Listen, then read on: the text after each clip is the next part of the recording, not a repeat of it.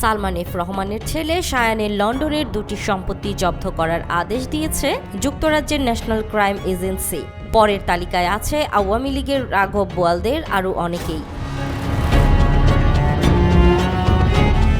Financial টাইমসের এক অনুসন্ধানী প্রতিবেদনে উঠে এসেছে এমন তথ্য। জব্দ আদেশে বলা হয়েছে এই সম্পত্তিগুলো এখন বিক্রি বা স্থানান্তর করা যাবে না। প্রতিবেদনে আরও বলা হয় এগুলো অফশোর কোম্পানির মাধ্যমে কেনা হয়েছিল।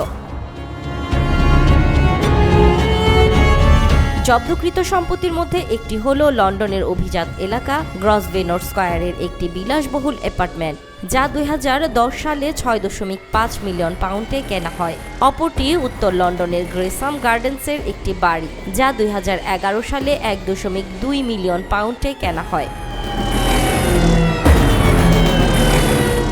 এই ঈদে জামা জুতো অ্যাক্সেসরিজের ডিসকাউন্ট। দুদকের চেয়ারম্যান মোহাম্মদ আব্দুল মোমেন বলেছেন, সালমান এফ রহমান ও তার ছেলে দুর্নীতির তদন্তে সন্দেহভাজন। এই কারণে শায়ানের সম্পত্তি জব্দ করা হয়েছে।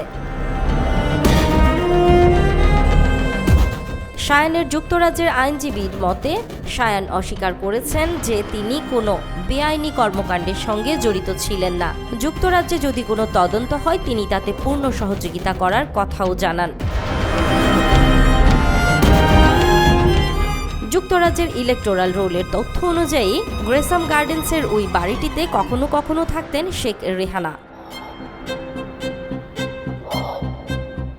এছাড়াও প্রতিবেদন অনুযায়ী বাংলাদেশে বর্তমানে রাজনৈতিক অস্থিরতা চলছে এবং শত শত ব্যক্তির বিরুদ্ধে অভিযোগ তোলা হচ্ছে। আমরা আশা করি যুক্তরাজ্যের কর্তৃপক্ষ এই বিষয়টি বিবেচনায় নেবে।